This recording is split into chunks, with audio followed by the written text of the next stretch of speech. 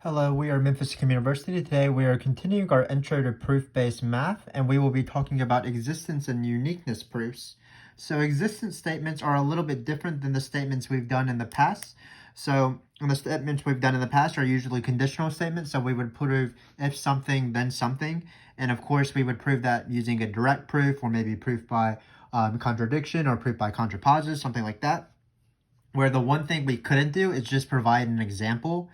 We couldn't just say, well, this number exists, sort of thing, and then prove that whatever the conditional statement held was true, because you can't prove something that involves a general number or an x using just an example. But when we have these existence proofs, all it's saying is there exists a certain number with a certain trait. So we can prove these with a example. We can just say there does exist one, because I'm just going to state it outright and just prove that it holds sort of the whatever property you want it to hold. So these proofs are actually a little bit easier in some ways. Sometimes there are going to be quite general, so you do have to employ proof strategies, as we're going to use sort of on the back half of this video. But again, some of these proofs will go through very, very fast, because we'll just come up with something and it'll be good. So let's just start with this first one. There exists a positive real number x for which x squared is square root of x. So do we think this is true? Is there such a number?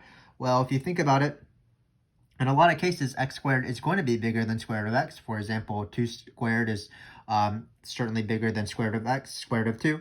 Let's do a better example. Let's know what the square root of the number is exactly. So, for example, if you choose 4, well, 4 squared is going to be 16, but the square root of 4 is 2. 2 is smaller than 16, so it seems to hold.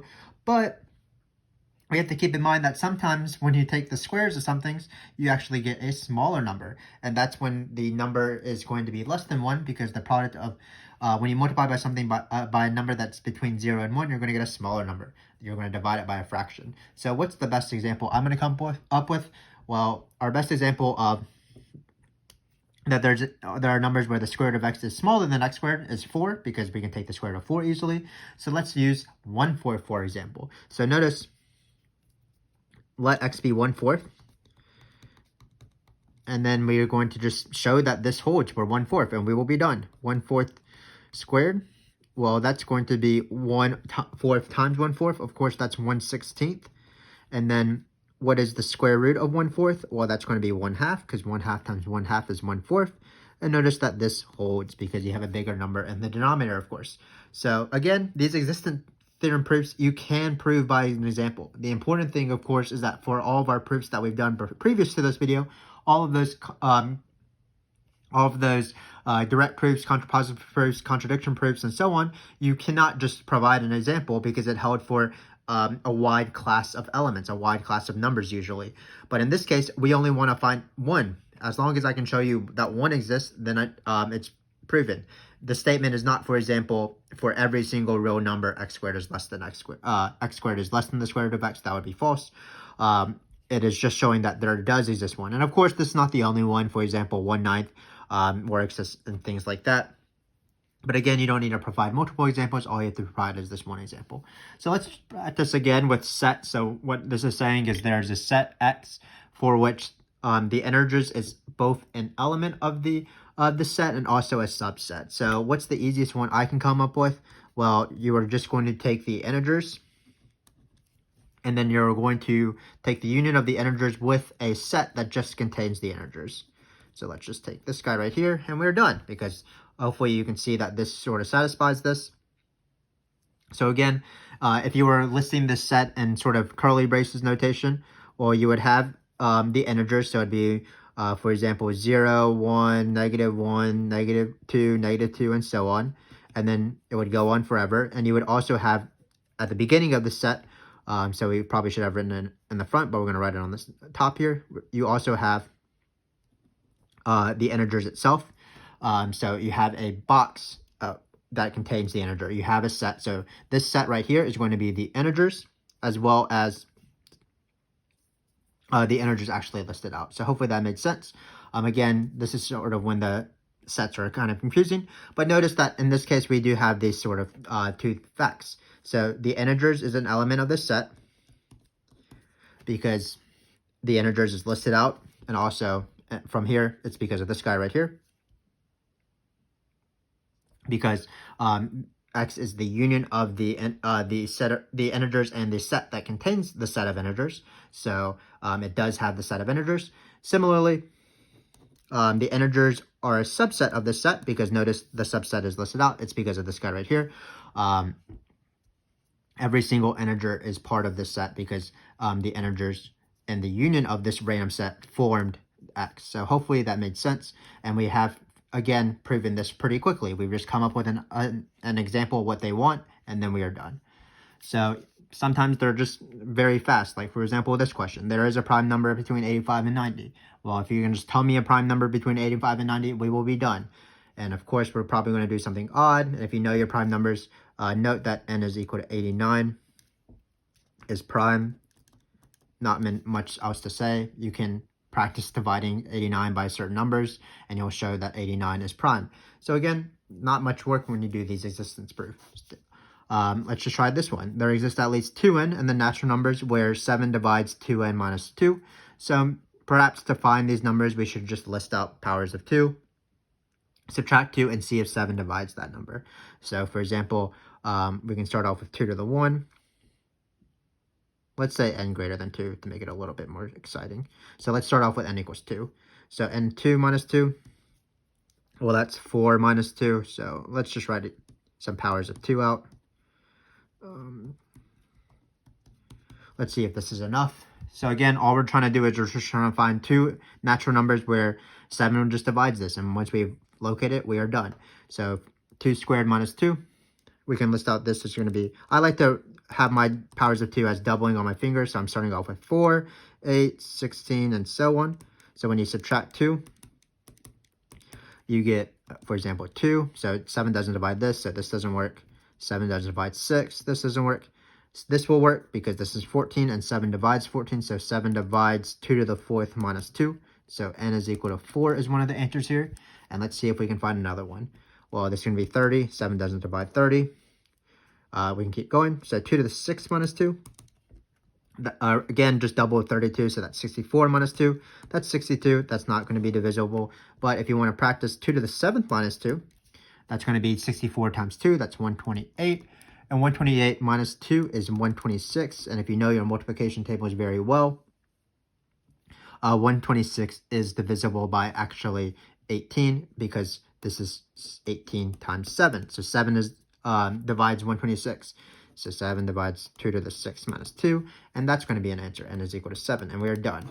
So hopefully you sort of see this, how easy existence theorems are in these sort of baby examples. Again, we're not even doing proofs. I mean, all we're doing is it says, does this exist? And we're just showing that it does exist. We're finding certain numbers that make it work. So for example, in this case, we came up with a number whose squared is less than its square root. For this case, we came up with a set where the integers was both an element of the set and also a subset. It was the union of the integers or the set of integers and the set containing the set of integers. We noted that there's a prime number between 85 and 90.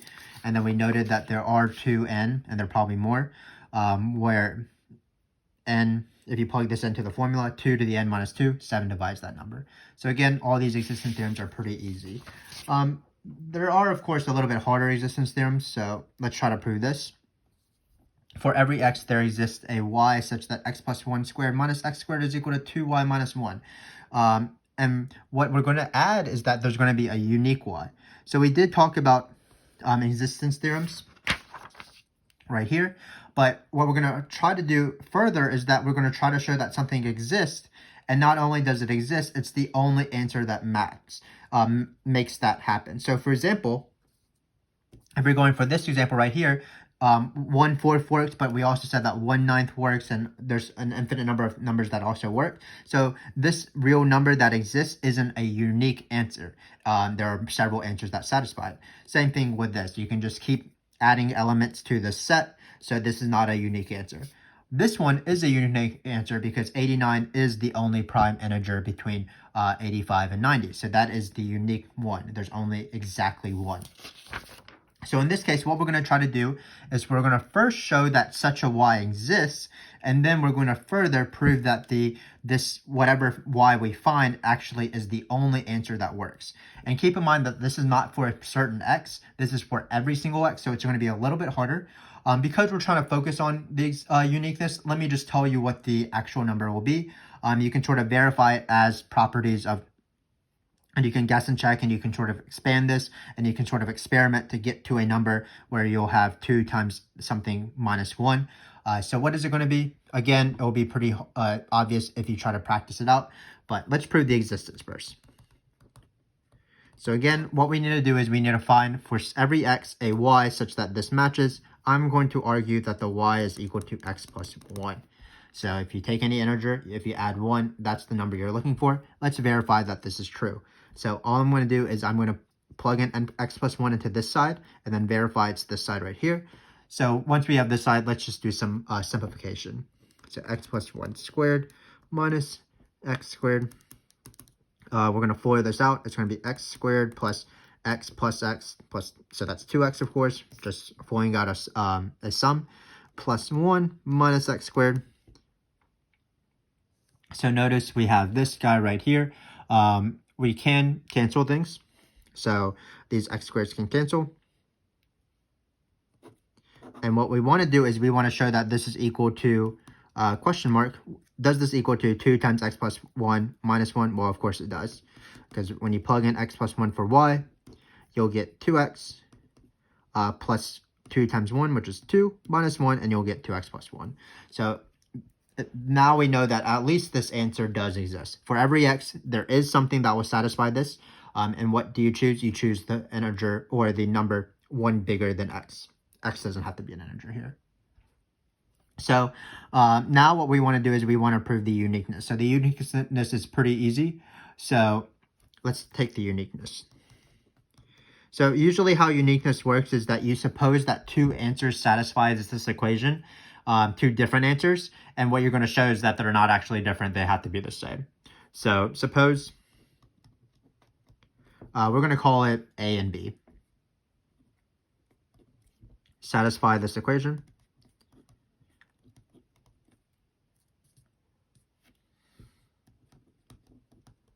So 2a minus 1 equals all of this, because a is an answer to this equation. So 2a minus x squared.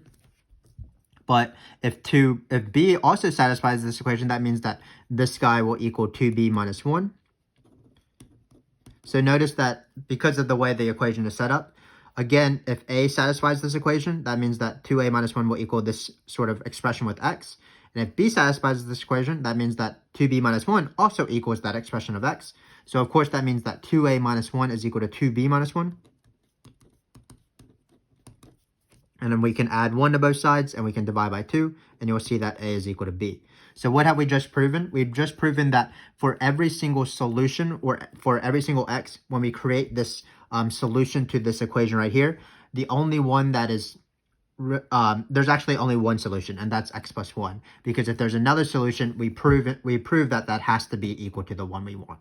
So y is a solution, y equals x plus 1 is a solution, and we just proved that every single solution that satisfies this equation actually is the same solution. So we have proved their uniqueness. So hopefully that makes sense. We went beyond just proving that such a solution exists. We prove that that's the only solution that works. And again, how you do it, you take 2 seemingly different solutions, but perhaps by the equation or by the constraints of the problem, those 2 different solutions actually are the same. So in this case, we prove that A is equal to B. And that's it. So again, hopefully this sort of uniqueness argument made sense. One step beyond the existence theorems. So now what we want to do to end this video is to sort of think of or practice a sort of interesting proof concept, and this is going to be non-constructive proofs. So a non-constructive proof of existence. So for our first few questions, those are called constructive proofs because for these existence theorems, we just came and we constructed a answer or a solution to whatever they want. We came up with a number that satisfied this. We came up with a set that satisfied this. We came up with a prime number that was in the interval. We came up with numbers that satisfied this. For this one, what we're going to do is we're not going to come up with the numbers exactly. We're not going to be like, this is exactly the one that you want, but we're still going to prove that there exists an irrational number. So let's see how that works. So what we want to do is we want to show that there exist irrational numbers where, oddly, when you go x to the y, that number is rational. So what we're going to do is we are going to involve the square root of 2, because that's the most famous irrational number. We proved that the square root of 2 is irrational in our proof by contradiction video, if you want to look at that. So let's let x be equal to root 2, and let's let y equal square root of 2. So what do we know? Well, we know that y is going to be irrational. So this is definitely irrational. Again, that was proven by proof by contradiction. We do not know whether the square root of 2 to the square root of 2 is irrational. So what we want to do is we want to see whether there will be two cases. So the first case is, what if this were rational? So let's say this were rational. Well, then we would be done. We would have proven what we wanted to prove. So this is case 1. X is rational. Because if x is rational, we have found two numbers where the power of that number to another number that's both irrational is rational. So we are done with the proof. So then square root of 2 to the square root of 2. Both of these are irrational. Is rational. And so in this case, if you're writing it in this formula right here, both x and y would be square root of 2.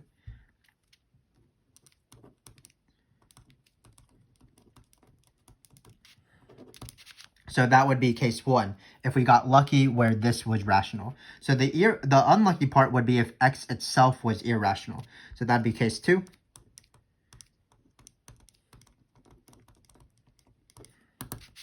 So in case 2, what we're going to do is we're going to raise x to the y, actually. So let's check out what x to the y is. So notice this would be in our format in this case because x is irrational. We know y is irrational because it's the square root of 2. So what we're hoping is that x to the y will be rational. So what's x to the y? Well, that's going to be square root of 2 to the square root of 2. And then to the y, which is also to the square root of 2. What's the exponent rule? Well, the exponent rule says that you when you raise an exponent, a to the b to the c, that's multiplication. So it's going to be square root of 2 to the square root of 2 times square root of 2. Well, what's square root of 2 times square root of 2? That's just going to be 2. So you get square root of 2. And then what's this? Again, when you have square root of 2 times square root of 2, by definition, when you square it, a square root, you're going to get whatever you have. So this is just going to be 2. And of course, 2 is rational. So let's see what we proved here. We are actually done. So what we proved is that what we have proven is that there does exist irrational numbers x and y for which x to the y is rational. But what's interesting is that we don't know which case is true. So if case 1 is true, it's going to be that this and this is irrational. For if case 2 were true, that means that this to this would be our two irrational numbers that we would want to show that this power is rational. So again, we don't know whether which one is true. We don't know if this is actually going to be our case. We don't know if this is going to be our case. So this is why it's a non-constructive proof, because I can't point to which one is the right solution. But one of them has to be right, and that proves the theorem. So that's why this is more interesting than the other questions. And the other questions, we just listed out the solution. In this case, we said, well, I don't know which of these cases are going to be the solution, but one of these cases has to hold, and whatever case has to hold will give you the solution. I just can't tell you which one. And you didn't ask me which one. You didn't tell me. You didn't say come up with irrational numbers x and y for which x to the y is rational. So I just showed that it does exist. And hopefully you see that this is a pretty interesting concept. You're not actually coming up with a solution, but you're saying that the solution has to exist in some sort of case. I don't even know what case is actually right, but it's good enough because these cases sort of satisfy every single possibility. So I know that at least one of them is right because x has to be either rational or irrational. If x is rational, I can tell you what my two irrational numbers are. If x is irrational, x becomes one of my irrational numbers. But in any case, I was able to prove it. So again, hopefully that was pretty interesting for you. And then that sort of concludes the video. So in this video, what we saw various things, even if it has been a shorter video than normal. We have seen that for existence theorems or existence statements, if you can, it's easy to just provide a counterexample, or not a counterexample, just an example of the statement, unlike conditional statements. We also saw that if you want to prove uniqueness of a certain existence statement, you do need to show that that answer is the only answer that works. There's exactly one solution that works for that statement. And then finally, we had this fun little non-constructive proof where we showed the existence of something, but we actually didn't know which case was true. But one of the cases has to be true, so we knew that at least the existence of whatever we wanted still exists. So again, a pretty interesting proof topics, in my opinion. The next proofs are probably going to be more standards. We're going to be dealing with proofs involving sets, so be on the lookout for that. We always appreciate your support as you watch our videos. Hopefully I will see you in those proofs involving set videos. And then until next time, thanks again for watching.